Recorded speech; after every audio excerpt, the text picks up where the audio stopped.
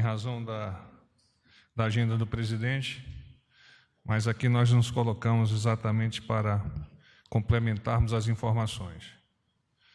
Com relação à agenda, hoje, dia 13 de agosto, tivemos a reunião do Conselho, que inicialmente estava prevista para ser aberta, mas depois, por uma decisão do senhor presidente, foi uma reunião fechada, razão pela qual não tem muitos dados ainda para alavancar, e assim que os tiver, vou comentar com todos vocês.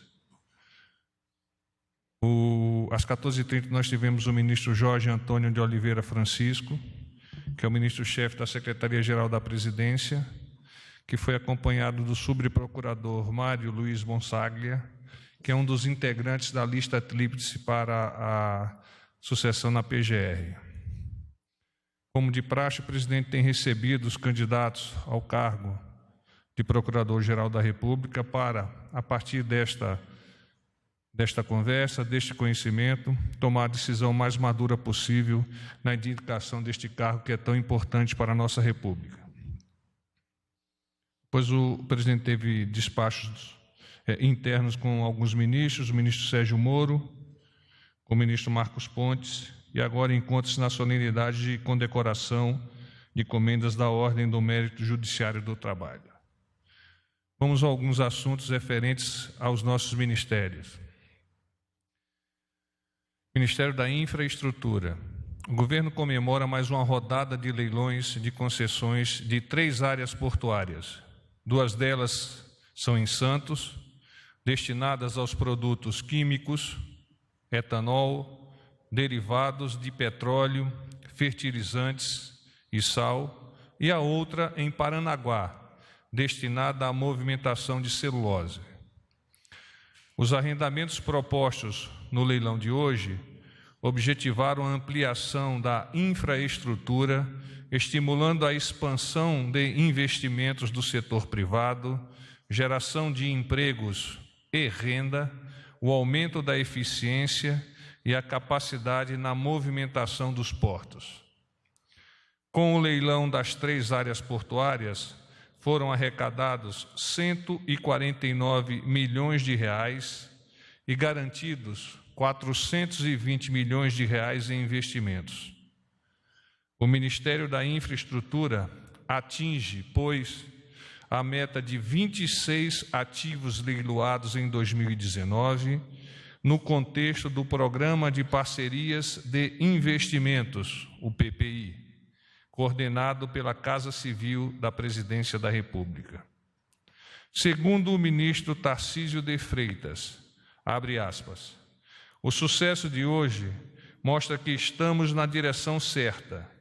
Estamos conseguindo comunicar o trabalho que o governo vem realizando e, com isso, trazendo confiança para o investidor.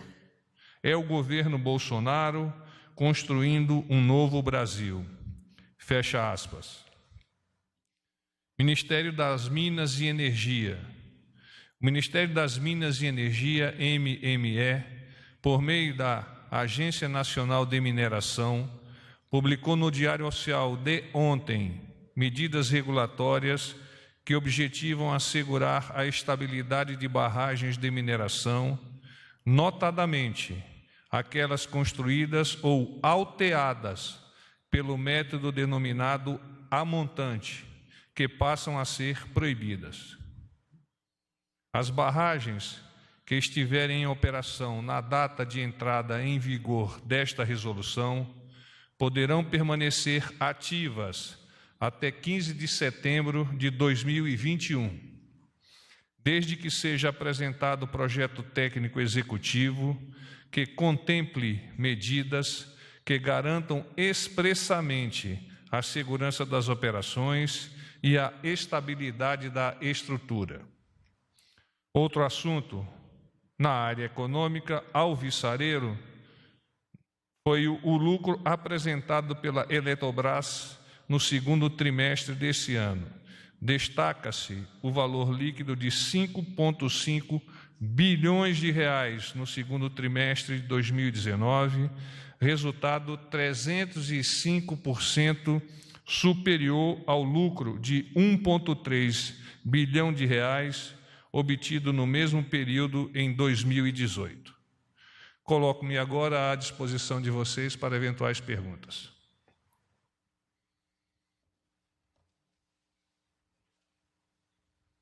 Boa noite, general, porta-voz. Gostaria de... Guido Nechamkis, do jornal Clarim, da Argentina. Muito obrigado.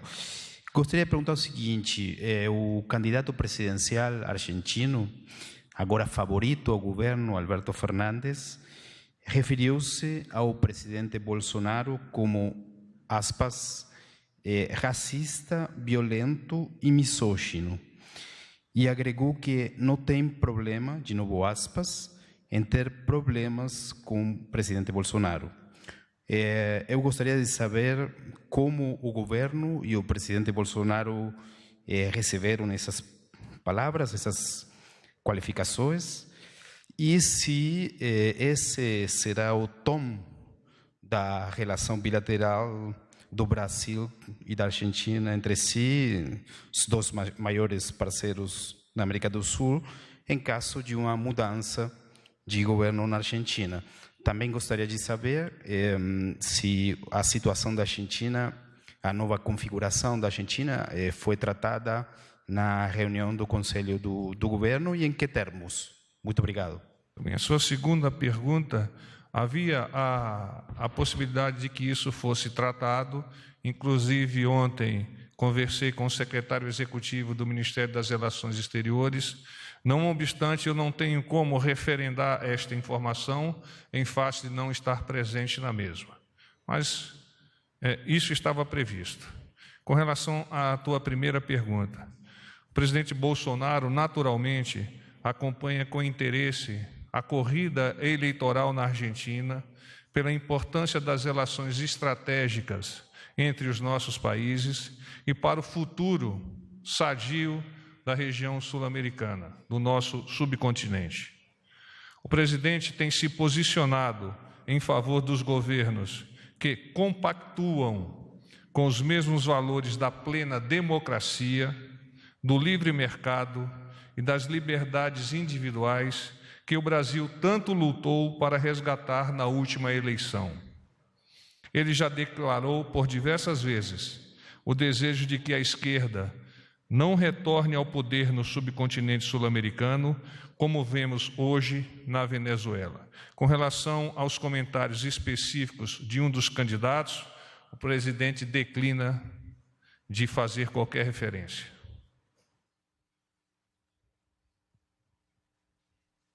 Boa noite, porta-voz. Fábio Murakawa, do Valor. Porta-voz, sobre a Argentina, o governo, o presidente Bolsonaro, ele vê alguma possibilidade de ameaça ao acordo Mercosul-União Europeia, caso se confirme a vitória da oposição na Argentina?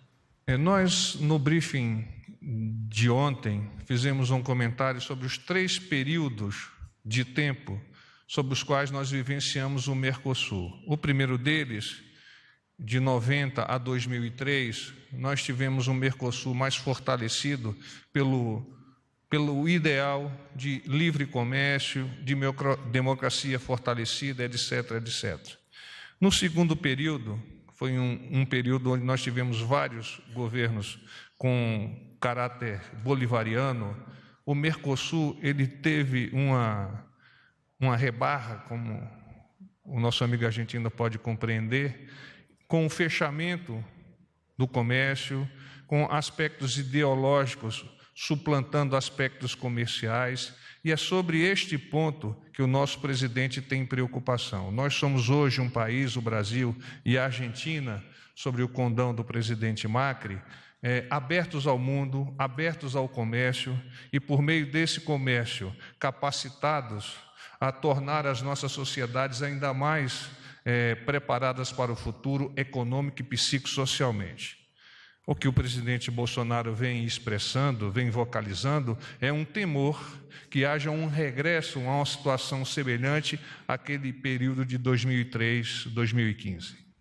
Ou seja, ameaçando inclusive o acordo Mercosul-União Europeia. Há sempre uma possibilidade de que governos que não estejam alinhados com esse pensamento do livre comércio possam regredir naquilo que já foi firmado. Não obstante, nós não podemos definir isto como aceitável e viável em face de que nós não temos o resultado definido e a eleição se decide efetivamente na hora que se põe o voto na urna ou se aperta o dedo aqui no Brasil na urna eletrônica.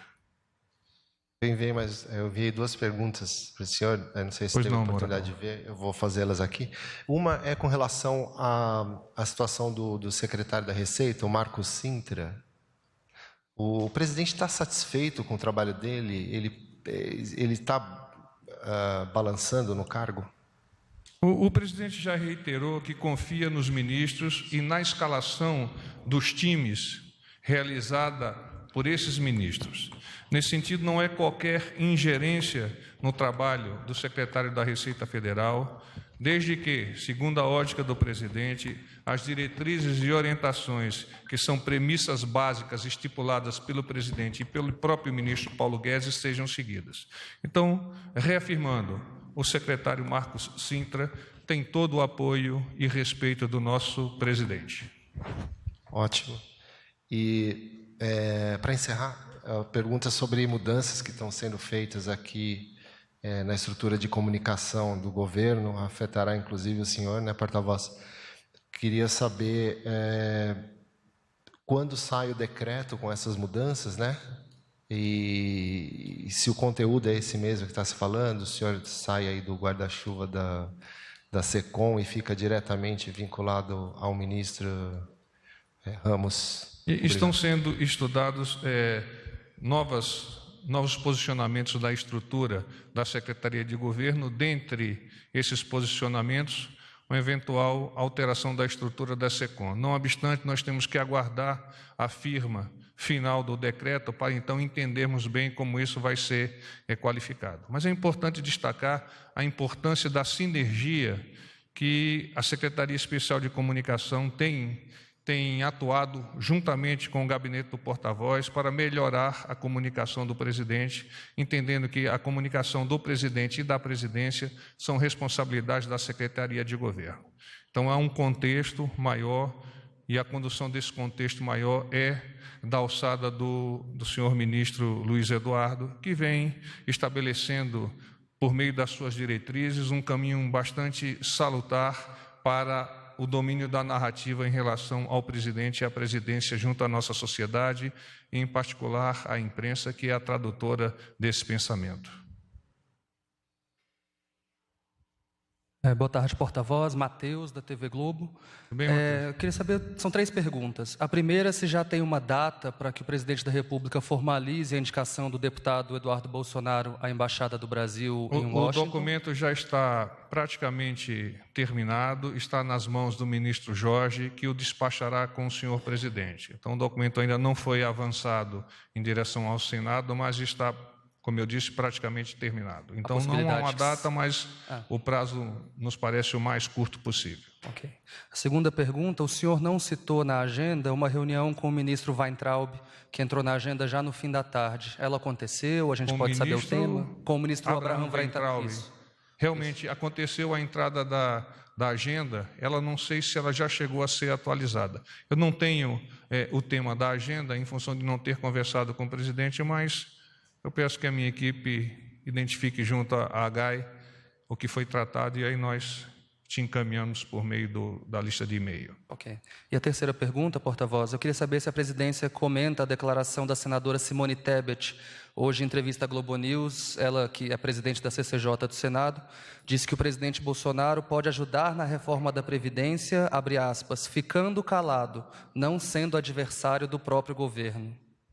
O presidente Bolsonaro não comentou a opinião da senadora, mas acredita que todos os parlamentares irão demonstrar o senso de patriotismo, de responsabilidade, de compromisso com o Brasil e com os brasileiros, e que eles, uníssonos e no menor prazo possível, aprovarão a melhor proposta da nova Previdência, que é, por óbvio, aquela que já veio da Câmara, pronta e votada em 2 turnos. Visto que, se houver alguma alteração, nós teremos que devolvê-la à Câmara e quem sofrerá será a nossa sociedade. Boa noite, porta-voz. Daniel Golino, Jornal Globo. Tudo bom, Daniel? Tudo bem. Eu tenho duas perguntas. A primeira é se já está definido o destino do COAF, que foi publicado que o governo vai mandar uma medida provisória para transferir o COAF para o Banco Central, que a intenção é mandar ainda essa semana. Queria saber se tem essa confirmação. Não há definição com relação a isso. Trata-se, obviamente, de ilações de momento que poderão, no futuro, serem confirmadas ou não.